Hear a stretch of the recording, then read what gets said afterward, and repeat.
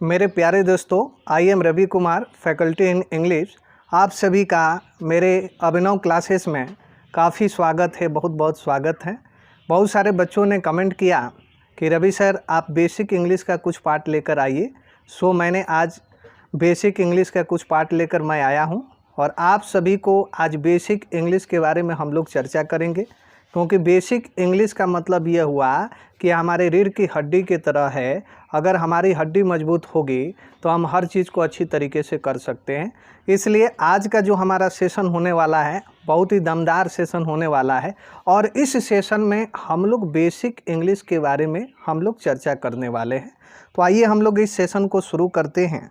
जहाँ तक हम बात करते हैं बेसिक इंग्लिश की, तो सबसे पहले हम लोग यह जानने का प्रयत्न करेंगे कि इंग्लिश क्या है। इंग्लिश क्या है? यदि कोई भी व्यक्ति आपसे पूछता है कि इंग्लिश क्या है, तो मैं आपको बता दूं कि इंग्लिश सभी भाषाओं का सम्मिश्रण है, प्रत्येक भाषा के सम्मिश्रण है। और इसकी डेफिनेशन की जहाँ तक बात करते हैं तो इसकी डेफिनेशन है कि English is the mixture of every language.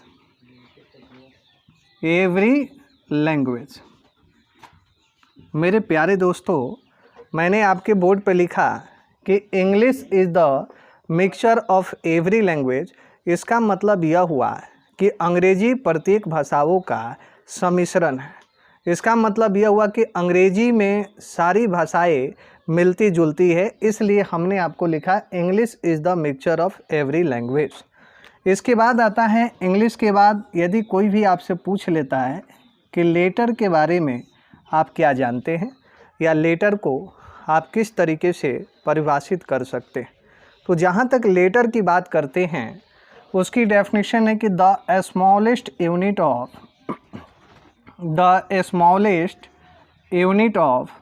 Any language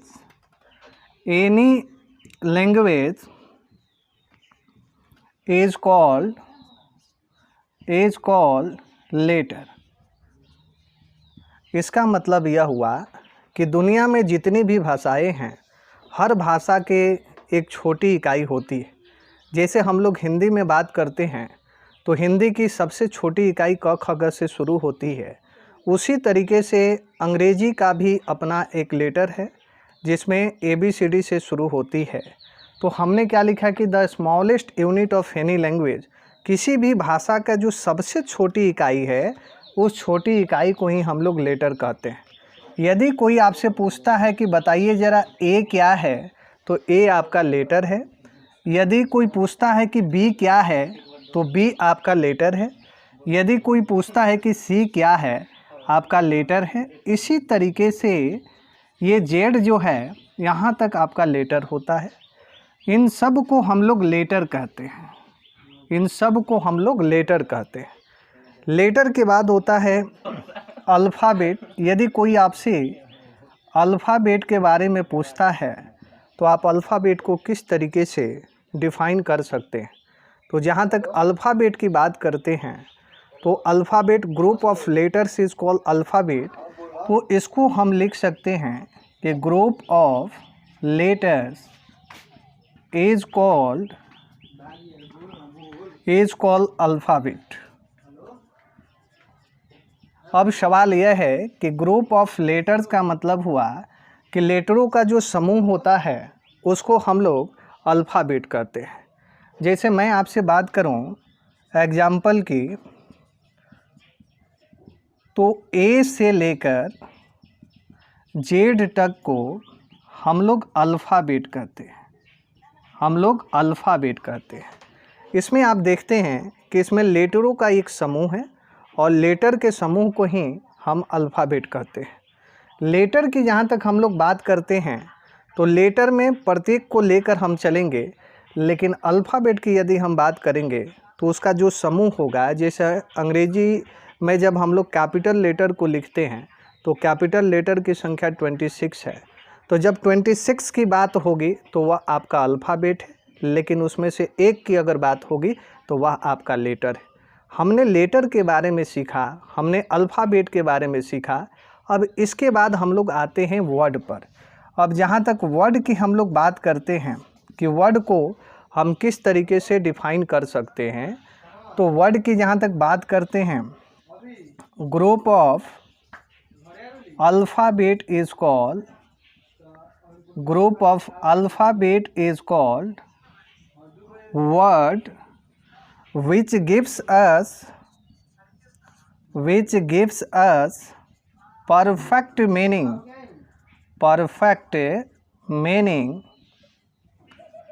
मेरे प्यारे दोस्तों, वर्ड की जहाँ तक हम लोग बात करते हैं कि वर्ड को यदि आपको डिफ़ाइन करना है तो आप वर्ड को किस तरीके से डिफ़ाइन कर सकते हैं। हमने लिखा कि group of alphabet is called word. Alphabet का जो समूह बन जाता है उसे हम लोग वर्ड कहते हैं, लेकिन साथ ही साथ में हमें परफेक्ट मीनिंग भी देना चाहिए। जैसे आप एग्जाम्पल के माध्यम से इसे आप आसानी तरीके से समझ सकते हैं। जैसे मैंने आपको कहा RAT रैट, तो आप सभी को पता है कि रैट का मतलब चूहा होता है। इसमें आप देख रहे हैं कि ये अल्फ़ाबेट है, ये भी अल्फ़ाबेट है, ये भी अल्फ़ाबेट है। इसमें 3 अल्फ़ाबेट आपको दिखाई दे रहा है और इन तीनों अल्फ़ाबेट को जब एक जगह कर दिए तो ये आपका बन गया वर्ड, ये बन गया वर्ड। अब मैं आपसे पूछूं कि जब ये वर्ड बन गया तो इस वर्ड का अपना कोई मीनिंग है या नहीं है, तो इसका अपना मीनिंग है। इसलिए हमने आपसे कहा कि group of alphabet is called word which gives us some perfect meaning या परफेक्ट मीनिंग। एक और वर्ड लेते हैं, जैसे हमने लिखा पेन, तो पेन का मतलब कलम है। इसमें आप देख रहे हैं कि P जो है अल्फ़ाबेट है, E जो है अल्फ़ाबेट है, N जो है अल्फ़ाबेट। लेकिन मैं पूछूं कि ये वर्ड है कि नहीं, तो आप कहेंगे कि ये वर्ड है, क्योंकि इसका अपना मतलब है। दूसरी बात यदि हम कहें जैसे बुक की, तो मैं आपसे कहें कि बुक, ये भी अल्फ़ाबेट, ये भी अल्फ़ाबेट, और इन सब अल्फ़ाबेट को मिला दिया जाए तो एक वर्ड है। और इस बुक का मतलब आप जानते हैं कि किताब होता है। मेरे प्यारे दोस्तों, वर्ड को डेफिनेशन की जहाँ तक बात करते हैं तो डेफिनेशन को हमें सत्यापित भी करना पड़ता है कि इसकी डेफिनेशन यदि बनी है तो वो डेफिनेशन आपकी किस तरीके से बनी हो, क्योंकि अंग्रेजी जो है कंसेप्ट की चीज़ है और कंसेप्ट को यदि हम अच्छी तरीके से नहीं समझेंगे तो फिर अंग्रेजी नहीं रह जाती है। मैं आशा करता हूँ कि आप सब को ये जो तमाम जो टॉपिक है ये समझ में आ रहा होगा। Please take a review, then I could come on the next point. चलिए मेरे दोस्तों, आप वर्ड की जो डेफिनेशन है उस डेफिनेशन को आप काफ़ी अच्छी तरीके से समझ गए होंगे। तो वर्ड के बाद बेसिक इंग्लिश में आपको सेंटेंस के बारे में पढ़ना पड़ता है।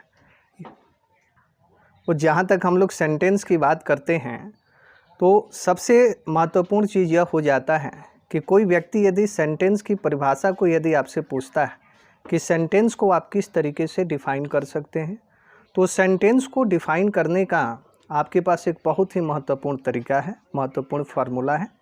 वह फार्मूला आपका क्या है जिससे सेंटेंस को आप डिफ़ाइन कर सकते हैं। जैसे हमने आपको बताया था कि group of letter is called alphabet, और आपको हमने यह भी बताया था कि group of alphabet is called word. उसी तरीके से सेंटेंस की यदि बात की जाए तो सेंटेंस को यदि आपको डिफ़ाइन करना हो तो बिल्कुल सिंपल तरीका है जिससे आप सेंटेंस को समझ सकते हैं। जैसे मैंने आपको लिखा कि group of words is called sentence.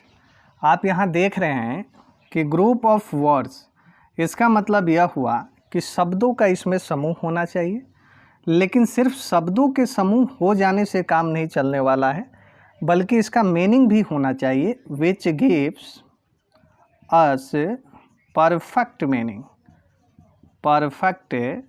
Meaning. यहाँ तक जो बात करें कि ग्रुप ऑफ वर्ड तो होना चाहिए, लेकिन साथ ही साथ में उसका अपना मीनिंग भी होना चाहिए। जैसे एग्जाम्पल की हम बात करते हैं तो आपके एग्जाम्पल में जैसे मैंने कहा कि India is the best country,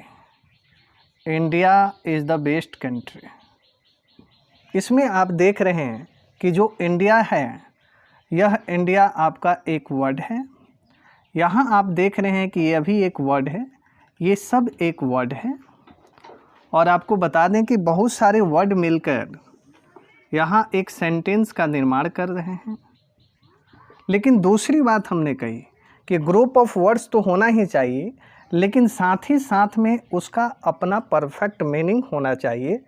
यदि मैं आपसे पूछूं कि India is the best country का परफेक्ट मीनिंग क्या है, तो आपको पता है कि भारत सबसे अच्छा देश है, तो ये एक सेंटेंस है।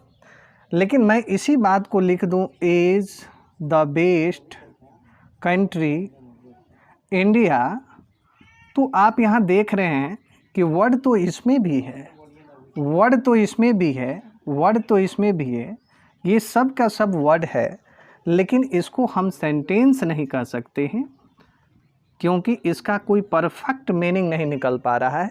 अब हम इस निष्कर्ष पर पहुँचे कि कोई भी व्यक्ति यदि आपसे पूछता है कि how can you define sentence, sentence को आप किस तरीके से डिफाइन कर सकते हैं, तो आपको यू हैव टू से, आपको कहना है कि group of word is called sentence which gives us perfect meaning. तो आप देख सकते हैं कि दूसरा जो सेंटेंस का पार्ट है इसको हम सेंटेंस नहीं कहेंगे, लेकिन पहले वाले को हम सेंटेंस कहेंगे क्योंकि इसका अपना मीनिंग है। मेरे प्यारे दोस्तों, आपको ग्रामर की जहाँ तक हम बात करते हैं तो ग्रामर में 3 चीज़ें आपके लिए काफ़ी महत्वपूर्ण हो जाती हैं। और बेसिक इंग्लिश में आपको यह बात पता होनी चाहिए कि कोई भी सेंटेंस यदि आपको लिखा हुआ है तो उस सेंटेंस में सब्जेक्ट क्या है, वर्ब क्या है, ऑब्जेक्ट क्या है। क्योंकि मेरा ऐसा मानना है और मेरा जो भी अनुभव है उस अनुभव के आधार पर मैं आपको यह बताने की कोशिश कर रहा हूँ कि सब्जेक्ट, वर्ब और ऑब्जेक्ट के बिना अंग्रेजी नहीं सीखा जा सकता है। इसलिए अब हम लोग जो डिस्कस करेंगे, हम लोग यह समझने का प्रयत्न करेंगे कि सब्जेक्ट आपका क्या होता है, आपका वर्ब क्या होता है और ऑब्जेक्ट क्या होता है। क्योंकि आपकी जो ग्रामर है, उस ग्रामर की रीढ़ की जो हड्डी है वो आपका सब्जेक्ट, वर्ब और ऑब्जेक्ट ही है। जैसे हमने सेंटेंस के बारे में पढ़ लिया, ठीक है, तो इस सेंटेंस को हम लोगों ने 2 हिस्सों में बांटा। जैसे हम बात करें तो पहला आपका है सब्जेक्ट, और जहाँ तक दूसरे हिस्से की बात करते हैं उसको हम लोग कहते हैं प्रेडिकेट। हमने तो आपसे बात करी सब्जेक्ट की, हमने तो बात करी आपके प्रेडिकेट की। तो यदि कोई कहता है कि सेंटेंस को कितने हिस्से होते हैं, तो सेंटेंस को हमने 2 हिस्सों में बांटा। पहले को हम सब्जेक्ट कहते हैं और दूसरे को प्रेडिकेट कहते हैं। लेकिन सवाल अब यह है कि यदि कोई आपसे पूछता है कि सब्जेक्ट क्या है, क्या आप सब्जेक्ट को पहचान पा रहे हैं, तो आपको बताना होगा, यू हैव टू से, आपको कहना है कि सब्जेक्ट की जहाँ तक हम बात करते हैं, if you want to talk about subject, when we say something about any person, when we say something about any person या thing, any person या thing। मेरे प्यारे दोस्तों, इसको ज़रा हम समझने की कोशिश करते हैं। Is called subject. मैंने लिखा वेन, वेन का मतलब क्या होता है, जब। When we say something about any person, any person का मतलब होता है कोई व्यक्ति और thing का मतलब होता है कोई चीज़। is called subject का मतलब होता है कि उसे सब्जेक्ट कहा जाता है। मतलब मैं यूँ बताने की कोशिश कर रहा हूँ कि when we say something about any person या things, जब हम किसी व्यक्ति के बारे में बात करते हैं, जब किसी चीज़ के बारे में हम बात करते हैं, उसको हम लोग सब्जेक्ट कहते हैं, that is known as subject. जैसे मैं आपको एक एग्जाम्पल के माध्यम से मैं समझाने की कोशिश कर रहा हूँ।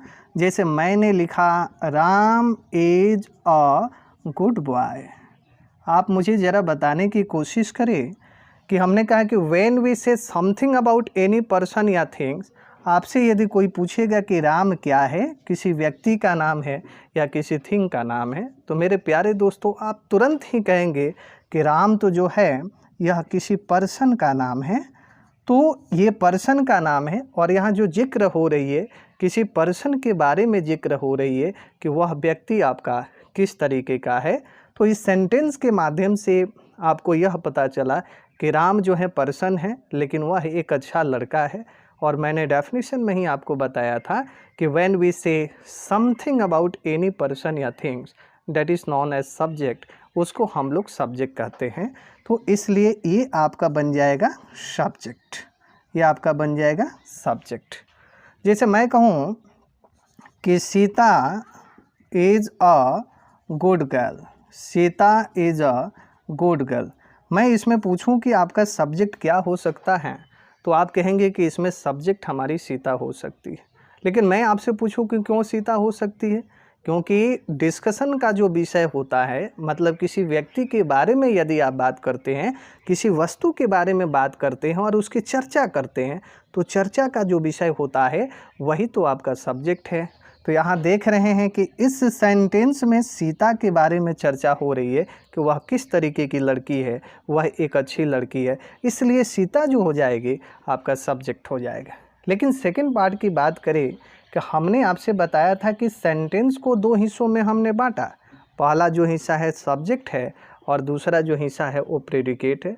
तो सब्जेक्ट को तो हम लोगों ने देख लिया, लेकिन अब सवाल यह है कि कोई यदि आपसे पूछता है कि प्रेडिकेट को आप किस तरीके से डिफ़ाइन कर सकते हैं, तो जहाँ तक प्रेडिकेट की बात करते हैं, प्लीज़ टेक ए रिव्यू, उसके बाद हम आपको बताते हैं। तो जहाँ तक हम लोग प्रेडिकेट की बात करते हैं, तो अभी तो हम लोग सब्जेक्ट के बारे में अच्छी तरीके से समझ चुके हैं, लेकिन जहाँ तक प्रेडिकेट की बात करते हैं कि प्रेडिकेट क्या होता है, तो देखिए मैंने आपको एक सेंटेंस लिखा था कि Sita is a beautiful girl, Sita is a beautiful girl. आपके सामने यह एक सेंटेंस है। इसमें हमने बताया था कि सेंटेंस में ये आपका सब्जेक्ट है, क्योंकि इसके बारे में हम लोग चर्चा कर रहे हैं। सब्जेक्ट को छोड़कर जो शेष पार्ट बच जाता है, इसी को हम लोग प्रेडिकेट कहते हैं। अब सवाल है कि इसको डिफ़ाइन किस तरीके से कर सकते हैं। तो डेफिनेशन की जहाँ तक हम लोग बात करते हैं या डिफ़ाइन करने की जहाँ तक बात करते हैं, तो हम कह सकते हैं कि the rest part of any sentence to leave subject is called predicate। इसको जरा आप समझने की कोशिश करें। The rest part of any sentence, किसी सेंटेंस का जो शेष हिस्सा होता है, to leave subject is called predicate, subject को छोड़कर उसको हम लोग प्रेडिकेट कहते हैं। ज़रा आप देखिए एक सेंटेंस जो हमने आपके सामने लिखा, इसमें यदि आप सब्जेक्ट की बात करते हैं तो आपका सब्जेक्ट सीता है, लेकिन इस सेंटेंस के शेष हिस्से की जो बात करते हैं तो आपका शेष हिस्सा इज़ अ ब्यूटीफुल गर्ल है। तो यदि कोई व्यक्ति आपसे पूछता है कि इसमें सब्जेक्ट क्या, what is subject in this particular sentence, तो सीता आपकी सब्जेक्ट है और इसका जो शेष हिस्सा है उस शेष हिस्सा को हम लोग प्रेडिकेट कहते हैं। एक एग्जाम्पल और हम लेकर देखते हैं कि हम आइडेंटिफाई कर पा रहे हैं या नहीं कर पा रहे हैं। जैसे मैंने कहा कि you are the best boy of your class, you are the best boy of your class. इसमें यदि आपसे कोई पूछता है कि सब्जेक्ट आपका क्या हो सकता है, तो यू को हम सब्जेक्ट मानेंगे और इस सब्जेक्ट को छोड़कर शेष जो पार्ट बच जाता है, इसी पार्ट को हम लोग प्रेडिकेट कहते हैं, that is known as predicate. मैं आशा करता हूं कि आपको सब्जेक्ट और प्रेडिकेट आपको समझ में आ गया होगा। लेकिन आज जो हम लोग डिस्कस करेंगे, हमारे सामने 3 महत्वपूर्ण मुद्दे हैं जो कि ग्रामर के आपकी बैकबोन हैं। जैसे मैं आज चर्चा की जहाँ तक विषय है सब्जेक्ट, वर्ब और ऑब्जेक्ट पर हम लोग बातें करेंगे, क्योंकि ग्रामर की ये बैकबोन है, ग्रामर की ये रीढ़ की हड्डी है, इसलिए हम लोग इसके बारे में अच्छी तरीके से डिस्कस करेंगे। मैंने आपके बोर्ड पे लिखा कि S for subject, V for verb और ओ फॉर ऑब्जेक्ट। लेकिन अब इसमें हमको यह देखना है कि सब्जेक्ट तो आ गया, लेकिन सब्जेक्ट को हम किस तरीके से डिफ़ाइन कर सकते हैं। वर्ब को यदि कोई आपसे पूछता है तो उस वर्ब के बारे में आप बता पाते हैं या नहीं बता पाते हैं। यदि कोई ऑब्जेक्ट के बारे में यदि आपसे कोई पूछता है तो आप ऑब्जेक्ट के बारे में कुछ बता पाते हैं या ऑब्जेक्ट के बारे में आप नहीं बता पाते हैं। तो सबसे पहले हम लोग शुरू करेंगे सब्जेक्ट से। हालांकि मैं सब्जेक्ट की डेफिनेशन बता चुका हूं, लेकिन फिर भी यहाँ दो तरीके की डेफिनेशन आपकी सब्जेक्ट की हो सकती है। मतलब मैं यूँ कहने की कोशिश कर रहा हूँ कि सब्जेक्ट को दो तरीके से डिफ़ाइन करके हम उसके बारे में जानकारी हासिल कर सकते हैं। तो फिर आप हमसे पूछेंगे कि रवि सर आप मुझे बताइए कि आपने कहा कि सब्जेक्ट को दो तरीके से हम डिफ़ाइन करके उसको अच्छी तरीके से समझ सकते हैं, तो दोनों तरीका आपका क्या हो सकता है। जहाँ तक हम दोनों तरीके की बात करते हैं तो सबसे पहले subject can be define, subject can be defined by two ways. इसका मतलब यह हुआ कि सब्जेक्ट को डिफाइन किया जा सकता है दो तरीकों से। तो फिर आप हमसे पूछेंगे कि उसका पहला तरीका क्या हो सकता है। तो जहाँ तक पहले तरीके की हम बात करते हैं, आपका पहला तरीका हो सकता है कि सब्जेक्ट जो हैं when we say something about any person या थिंग इज कॉल्ड सब्जेक्ट।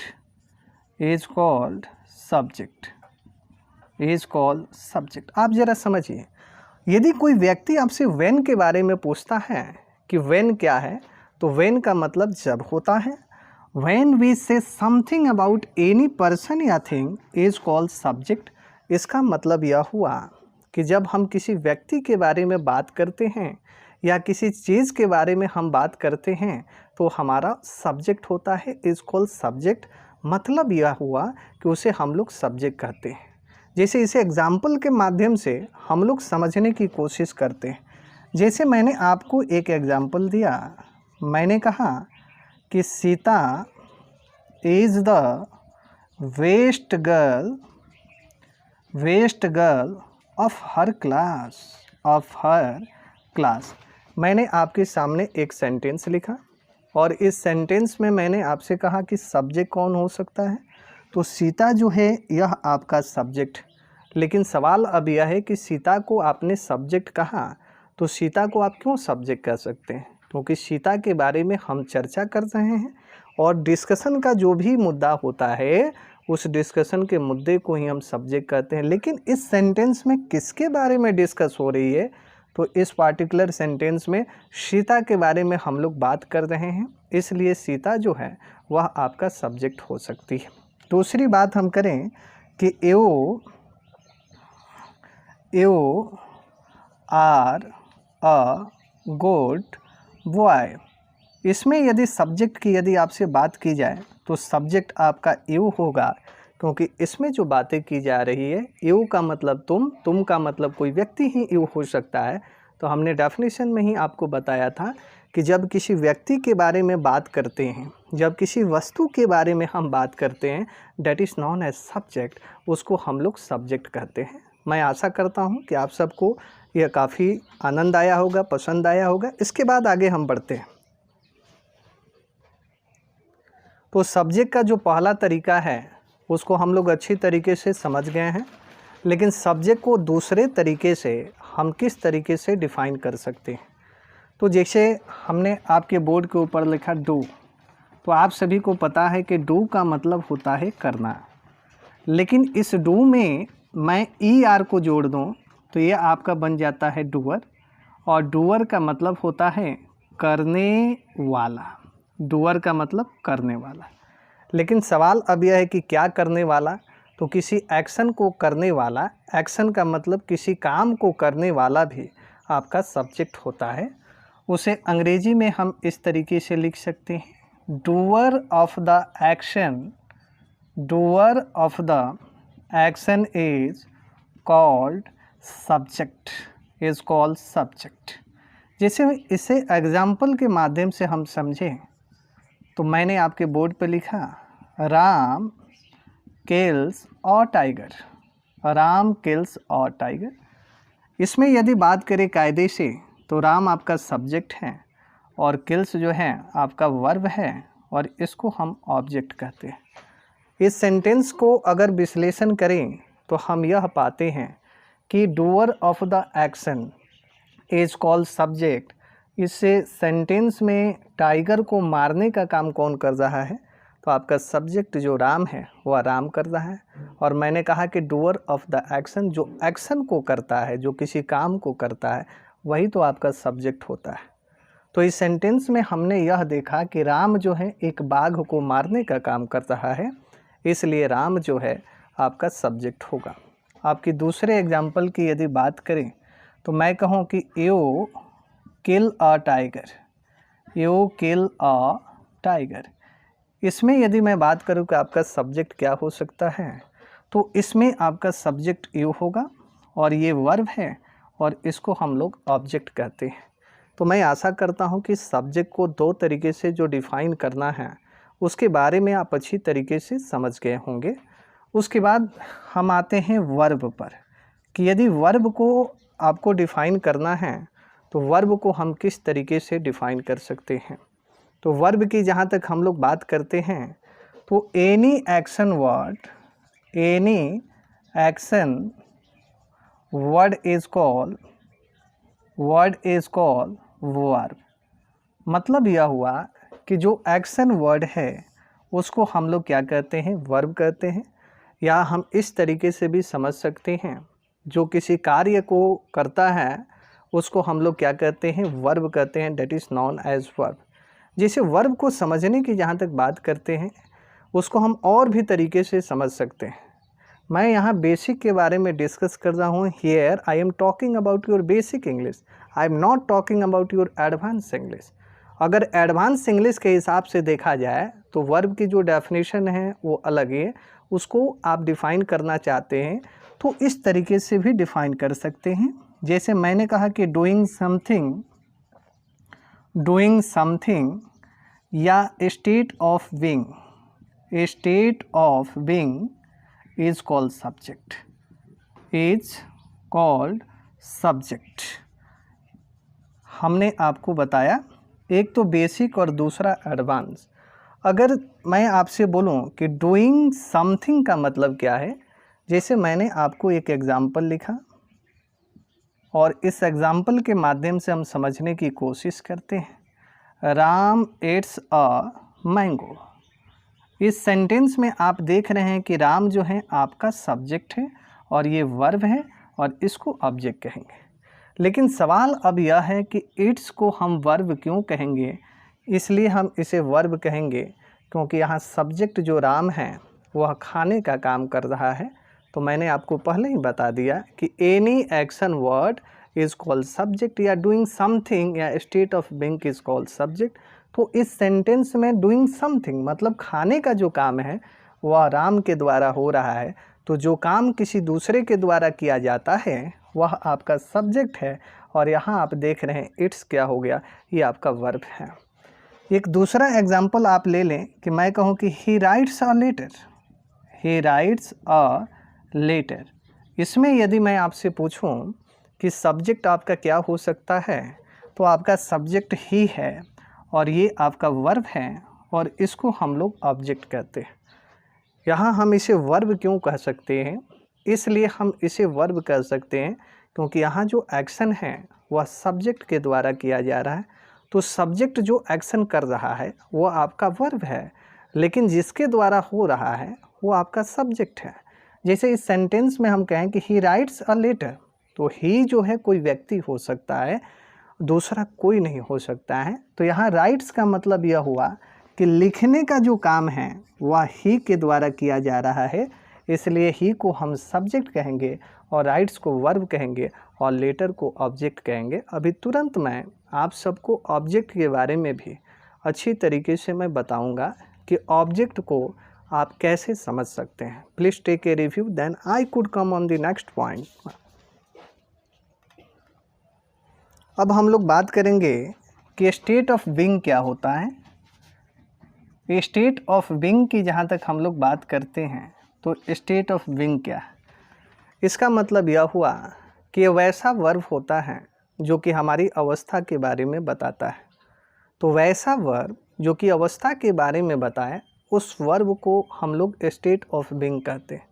लेकिन सवाल अब यह है कि हम कैसे समझेंगे कि यह स्टेट ऑफ बीइंग को यह बताता है।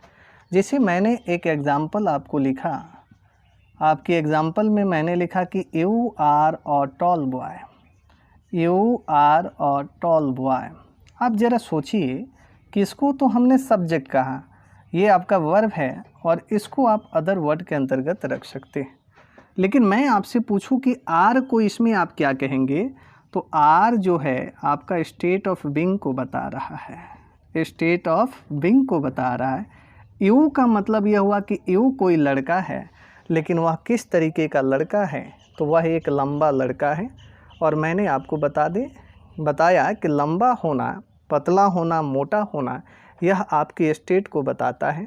तो जो स्टेट को बताता है उसको हम लोग क्या कहते हैं, स्टैटिक वर्ब हम लोग कह सकते हैं, इसको स्टैटिक वर्ब कह सकते हैं, क्योंकि यह एक वैसा वर्ब है जो कि स्टेट के बारे में हमें बता रहा है।